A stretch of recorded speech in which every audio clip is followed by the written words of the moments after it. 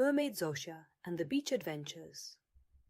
On a beautiful sunny beach, where the sand was as soft as down and the sea gently murmured, lived a little mermaid named Zosia. Zosia loved to play with her friends, a fish named Bazia, a crab named Krzish, and a seagull named Marta. Every day they discovered new corners of the beach, built sandcastles, and raced with the waves. However, one day, when the sun was already high in the sky, Zosia heard her friends arguing about who had destroyed their beautiful sandcastle. "It was definitely Zosia," shouted Krzish. "I saw her playing nearby." Zosia was surprised and sad. She knew she hadn't destroyed the castle, but no one was listening to her. She decided to prove her innocence and teach her friends the importance of listening and understanding. Zosia decided to try talking to her friends.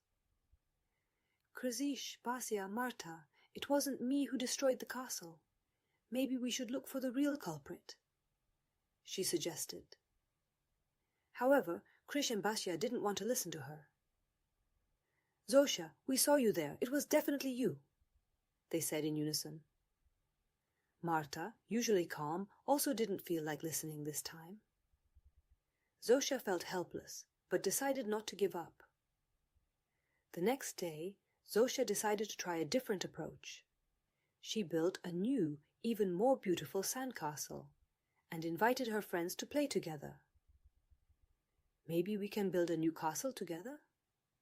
It will be our joint work and no one will argue," she proposed with a smile. Her friends agreed and started building. However, soon another argument broke out. "It must be Zosia who ruined something again," shouted Krzish when the castle began to fall apart. Zosia was desperate but didn't want to give up. Zosia decided to try something completely different this time. She noticed that an old wise owl named Helena lived near the beach, who always knew how to solve problems. Zosia decided to ask her for advice. "Helena, my friends think I destroyed our sandcastle, but it's not true. What can I do?" Zosia asked. Helena smiled wisely. "Zosia, sometimes you need to look at the problem from a different perspective. Maybe we should look for evidence that shows the truth," she suggested. Zosia decided to follow Helena's advice. Together with her friends, she started looking for clues around the destroyed castle. Soon they discovered that a large crab named Bernard, who always hid in the sand, had accidentally destroyed the castle during his journey. "We're sorry, Zosia. We thought it was you, but now we see we were wrong," said Krzish, Bazia, and Marta in unison. Zosia felt happy that she had managed to prove her innocence. Her friends understood the importance of listening and understanding others. From that day on, they always tried to talk and solve problems together. Zosia returned to her home on the beautiful beach, but now she felt even happier and more fulfilled. She knew she had true friends who had learned the importance of being fair and listening to others. New adventures. One day, Zosia and her friends decided to swim to a small, mysterious island they had seen on the horizon. When they arrived, they discovered the island was full of extraordinary plants and animals they had never seen before. They also met an old turtle named Tadeusz, who told them about a treasure hidden on the island. "This treasure is magical and grants one wish to each person who finds it," said Tadeusz. The friends decided to search for the treasure together, but they quickly realized the island was full of riddles and traps. During their treasure hunt, Zosia and her friends encountered many riddles. Here are two they had to solve. Riddle 1.